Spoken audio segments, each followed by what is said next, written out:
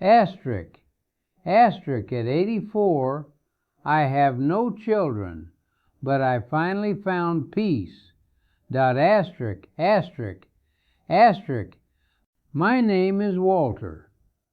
I am 84 years old, and I have no children, no son to call on Sundays, no daughter to visit on holidays, no grandchildren running through the house, no one who will carry my name forward into the future.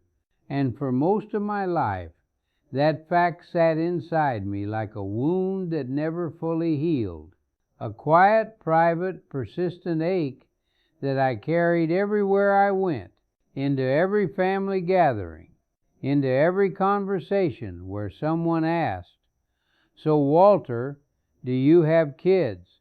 into every holiday season, when the world seemed to organize itself entirely around families, and I sat outside that warmth looking in.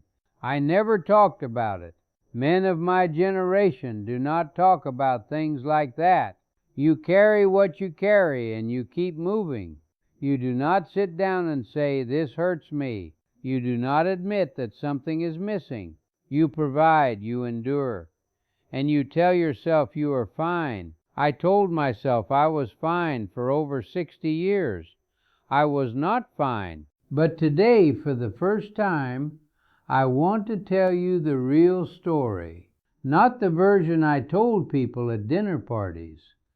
Not the version where I smiled and said we just never had children and changed the subject. The real one. The one with all the weight still in it. Because somewhere out there is someone carrying the same weight I carried. And I want them to know peace is possible. Real peace. The kind that does not require the wound to disappear. Just the kind that comes when you finally stop pretending the wound is not there. My name is Walter, and this is my truth. I met my wife Catherine when I was 28. She was 26. She was the most alive person I had ever met. She filled every room she walked into without trying. She laughed with her whole body. She had opinions about everything, and she was not afraid to say them, and she made me want to be better and braver and more honest just by standing next to her. We got married, and we were happy, genuinely happy, and we wanted children. We both wanted children. We tried for years, quietly, hopefully, then anxiously, then desperately, and it did not happen. The doctors gave us explanations that I only half understood and wholly dreaded, tests and treatments and appointments that became their own kind of grief, each one a small funeral for the hope we had carried into it. We talked about adoption. We got close to it several times, but something always stopped us. Fear mostly. Fear that we would love a child completely and something would go wrong. Fear that we were not enough. Fear that the wound we were already carrying would somehow damage a child who deserved better. I think about those fears now, and I wish I could go back and shake myself. I wish I could sit down with that younger Walter and say, "The love you have is more than enough.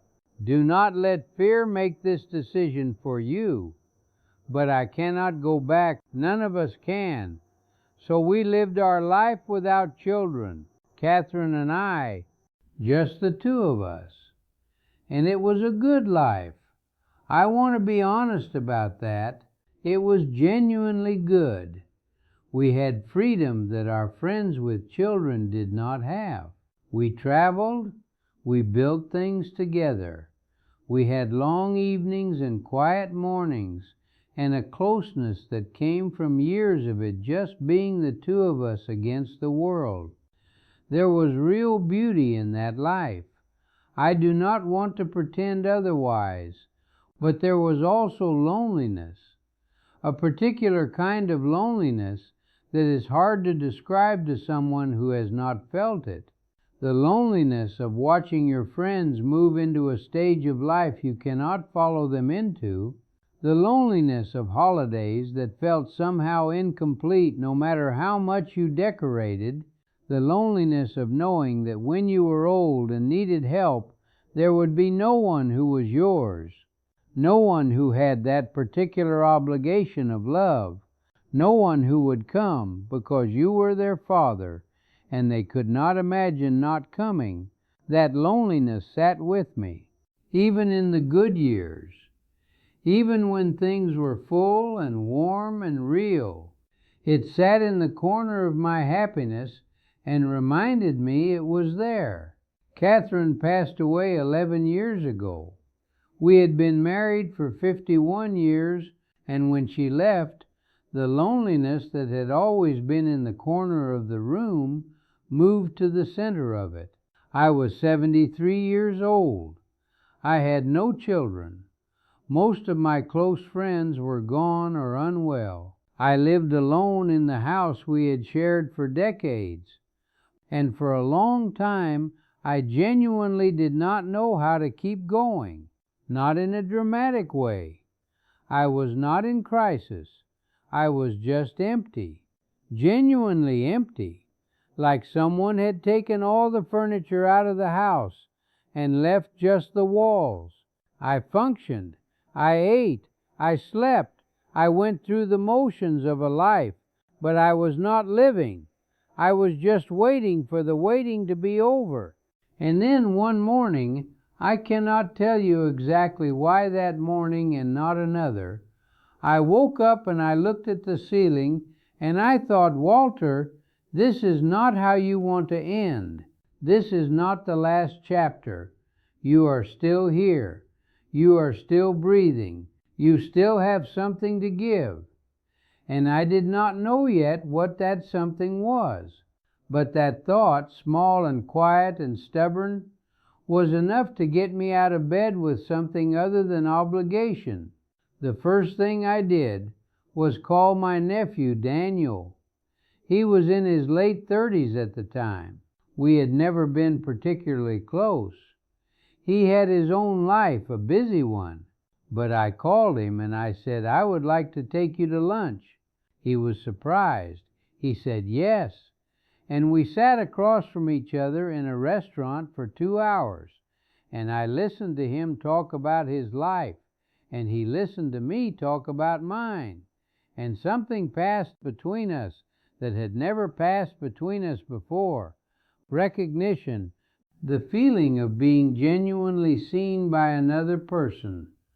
I drove home feeling lighter than I had in years, and I thought that, more of that, I started looking for connection the way I had once looked for Catherine in a crowded room, deliberately, hopefully, without knowing exactly what I would find, but trusting that something was there. I joined a group at my local community center. Older men, most of us widowers, most of us quieter than we used to be, meeting once a week to talk, just talk about our lives, about what we had lost, about what we still had, about what we regretted and what we were grateful for. In my generation, men do not do this. We were not taught to do this, and sitting in that circle for the first time felt almost unbearably strange, like wearing someone else's clothes. But I went back, and it got less strange. And slowly, over months, those men became something I had not expected them to become. They became my people. Not family in the traditional sense, but something real, something genuine, something that held me in the way that family holds you, with history and honesty and the particular warmth of people who have seen you at your worst and stayed. I started volunteering at a school near my house 2 mornings a week, helping children who were struggling with reading. I sat at small tables with small people and we worked through words together. And those children, they had no idea what they were giving me. They gave me their full attention. They gave me their genuine frustration and their genuine delight when something clicked. They gave me the feeling of being useful, of being needed in a simple, uncomplicated way that I had not felt in years. One little boy, 7 years old, gap-toothed, serious eyes. He used to run to the door when I arrived. He would say, "Walter is here." And I cannot explain what those 3 words meant to me. Walter is here. I was here. I mattered. I was not invisible. I was not extra. I was someone a 7-year-old ran to the door for. That is not nothing. That is everything. I started writing. I had always thought about writing. Catherine used to say I should write down the things I told her about my life, about the things I had seen and learned and lost. I had always said maybe one day.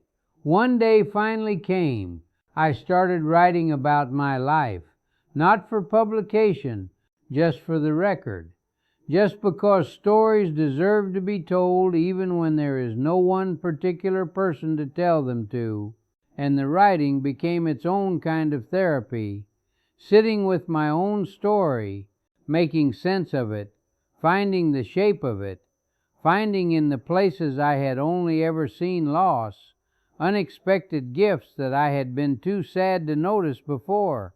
I found peace in the writing, not all at once, not dramatically, but slowly, like ice thawing in early spring. The peace came in as I let the story breathe, as I stopped editing out the painful parts and let them sit on the page honestly, as I looked at my life without the need to make it more than it was or less than it was, just what it was, a real human life, full of love and loss and beautiful things and hard things and mistakes and grace and more love. The peace came when I stopped comparing my life to a template it was never going to fit. I had spent decades measuring my life against the standard shape: wife, children, grandchildren, legacy that continues in faces that look like yours. And my life did not fit that shape. So I had always seen it as somehow incomplete, somehow less than. But when I stopped measuring, when I put down the template entirely and looked at my actual life, I saw something different. I saw a man who had loved one woman for 51 years with complete and genuine devotion. I saw a man who had worked honestly and built things that lasted. I saw a man who had friendships, deep, real, lasting friendships with people who are still in my heart, even though most of them are no longer in the world. I saw a man who was kind more often than he was not, who tried harder than he sometimes got credit for, who carried his grief quietly and his love quietly, and who was still at 84 capable of being moved by the light through a window, or a child running to a door saying his name. That man's life is not incomplete. That man's life is full, just full in a different shape than the standard one. And different shapes are not lesser shapes. They are just different. I want to say something to every person watching this who is carrying the particular grief of a life that did not go the way you planned, whether that is childlessness or loss or loneliness or any of the 1,000 ways a life can diverge from the path you imagined for yourself when you were young and certain about how things would go. Your life is not a failed version of someone else's life. It is your own, entirely your own. And within it, however different it looks from what you imagined, there is beauty waiting to be noticed, connection waiting to be made, purpose waiting to be found, people waiting to run to the door when they hear your name. You do not need the standard shape to have a full life. You just need to stop measuring yourself against it and start living the one you actually have, with honesty, with presence, with the courage to reach out even when reaching out feels strange, with the willingness to be seen even when being seen feels frightening, with the openness to find your people, whatever form they take, and love them well. I am 84 years old. My name is Walter. I have no children. I have outlived my wife and most of my closest friends.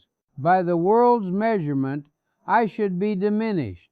I should be lonely and bitter and waiting for the end. But I am not. I am sitting here in the house I shared with Catherine, with photographs on the walls and books on the shelves, and a garden that needs tending, and a nephew who calls, and a group of men who know my name, and a school where a gap-toothed 7-year-old once ran to the door when I arrived, and I am at peace, real peace, the kind that does not require everything to be fixed, the kind that does not require the wound to disappear, the kind that comes when you finally stop fighting the life you have and start living it, fully, honestly, gratefully. That peace is available to you too. Whatever your life looks like, whatever shape it has taken, however far it has wandered from the path you planned, it is available to you. Start where you are. Reach for one person. Do one thing that makes you feel useful. Tell your story, even if only to yourself, and trust that the life you have, this actual, imperfect, irreplaceable life, is enough. It was always enough. Thank you for being here with me today.